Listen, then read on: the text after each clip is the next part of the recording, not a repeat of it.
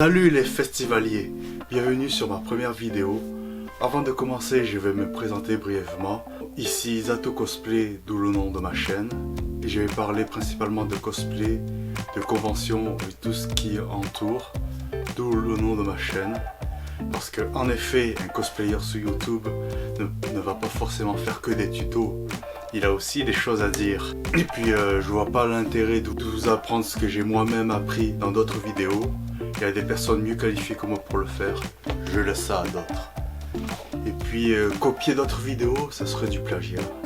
Et le plagiat, il y a d'autres personnes mieux qualifiées que moi pour le faire. Je laisse ça à d'autres. Pour commencer, je vais essayer de répondre à des questions qu'on se pose souvent.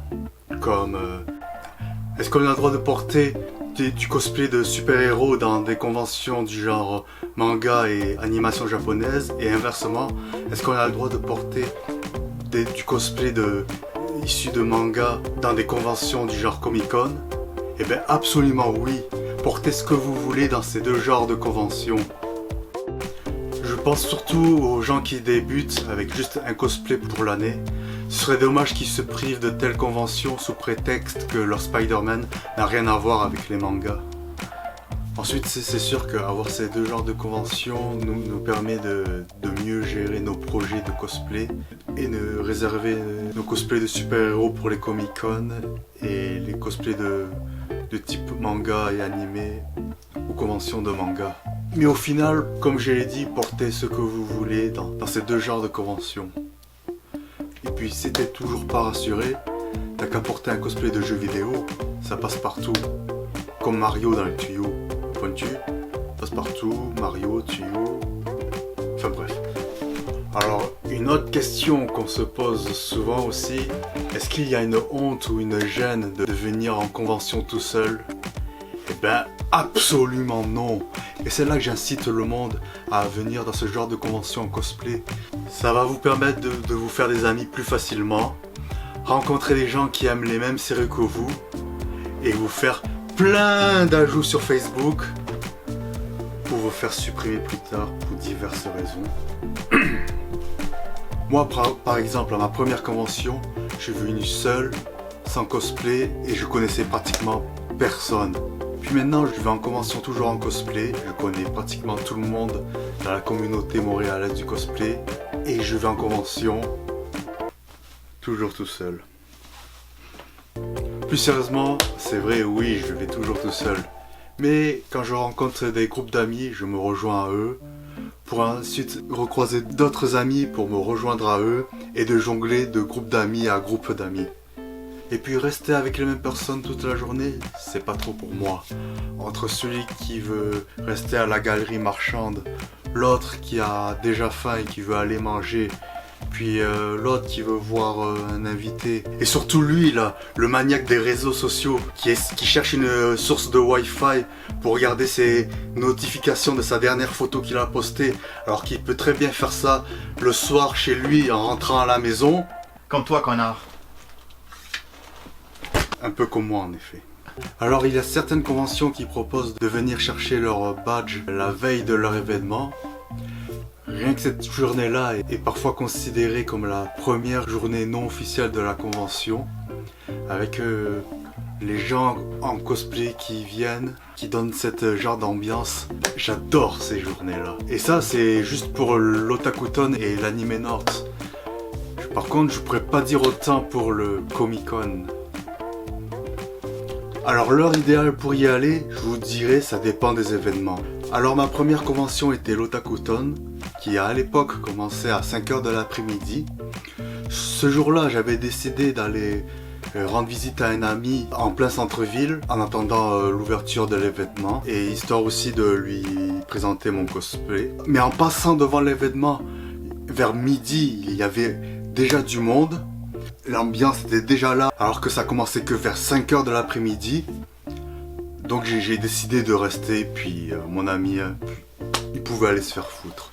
Par contre, je pourrais pas dire autant pour le Comic-Con, qui y aller tôt, ça sert strictement à rien, comme le prouve cette photo d'archive.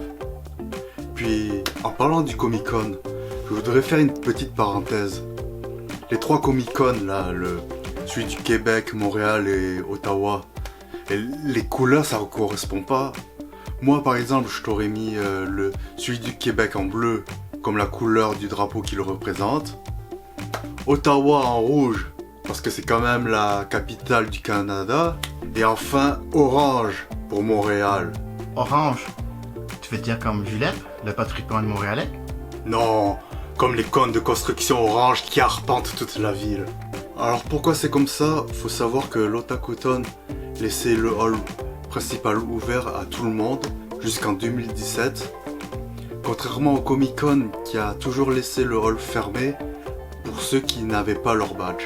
Comme je disais, l'Otakuton à une époque commençait leur événement tard, vers 5h de l'après-midi, mais laissaient le hall ouvert, ce qui permettait aux gens de pouvoir s'installer et se poser. Puis ils ont commencé à ouvrir leur événement tôt, vers 10h du matin, avant de décider de fermer le hall à ceux qui n'avaient pas le badge vers 2017, comme j'avais dit avant. Alors je me pose la question, si l'Otakuton ouvrait comme avant vers 5h de l'après-midi, mais laisse le hall principal toujours fermé, est-ce qu'il y aura autant de monde avant l'événement?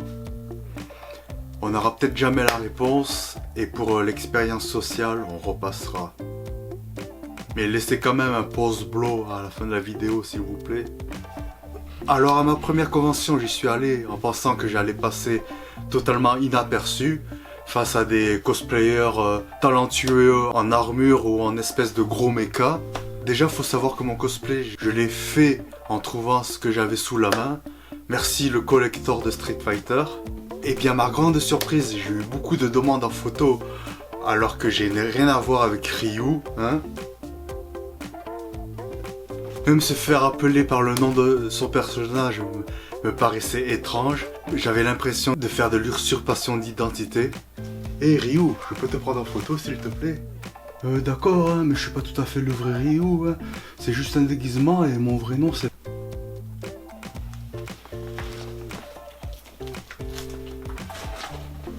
Mais attendez, Kamehameha? Mais j'ai tellement adoré ma première expérience que je continue encore le cosplay année après année et que je suis ici, devant vous, en train de vous en parler. Surtout pour le YouTube Money, hein? Tu veux l'étagère dans ta gueule? Alors le premier réflexe, c'est de chercher d'autres cosplayers de la même série que vous pour prendre des photos.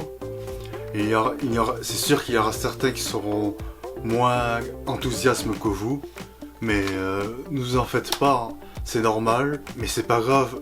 C'est pas grave, mais en général, ils vont accepter de prendre une photo avec vous. C'est même normal venant des séries populaires en cosplay, telles que Naruto ou les super-héros. Par contre, quand c'est des séries qu'on voit rarement en cosplay, comme les Chevaliers du Zodiaque, là je peux vous dire que c'est la fête! D'ailleurs, c'est pour ça que j'envie beaucoup les cosplayers de Mortal Kombat et DC Comics, avec tous les guests qui apparaissent dans Mortal Kombat et Injustice 2, puis aussi avec tous les crossovers qu'il y a en ce moment dans les jeux de combat. Ça se demandait si les producteurs y trouvent pas leurs idées dans les conventions. Qui aurait pu imaginer un jour que Noctis de Final Fantasy XV pouvait affronter Negan de Walking Dead dans Tekken? Un jour, un producteur de Nintendo va passer dans une convention, il va voir un assassin de Assassin's Creed faire un selfie avec Mario, et hop, on a trouvé un nouveau personnage pour Smash Bros. Et comme toute bonne chose a une fin, vient malheureusement la fin de la convention, la fameuse post-con depression. Les fins de convention où quasiment tout le monde part, toi tu sais pas si tu dois rester ou partir, il n'y a plus rien à faire, mais en même temps si tu rentres à la maison tu vas t'emmerder. Moi personnellement je décide souvent de rester le plus longtemps possible dans les post-con depression. C'est là où il y a une sorte de fête ou d'ambiance qui se crée, même avec des personnes que tu connais pas. Et puis tout à l'heure je vous ai parlé de faire des rencontres. C'est justement à ces moments-là où vous allez faire de bonnes rencontres, où vous allez vivre un moment avec eux qui est la post-con depression. Et cela, ils vous supprimeront pas de Facebook. Et puisqu'on parle de fin de convention, c'est aussi bientôt la fin de ma première vidéo. Alors si vous voulez pas me laisser seul à ma première post-vidéo depression, abonnez-vous. Comme ça on sera plusieurs à être seul. On sera peut-être plusieurs, mais on sera seul. On sera seul, mais avec plusieurs. C'est con ce que je viens de dire. Bien que cette vidéo s'adressait principalement à ceux qui veulent débuter le cosplay en convention, pour ceux qui sont un peu plus expérimentés, n'hésitez pas à partager vous aussi votre propre expérience en commentaire, à soulever quelques points que j'ai sûrement oubliés. Sur ce, merci d'avoir regardé la vidéo en entier et à la prochaine dans une nouvelle convention. Salut!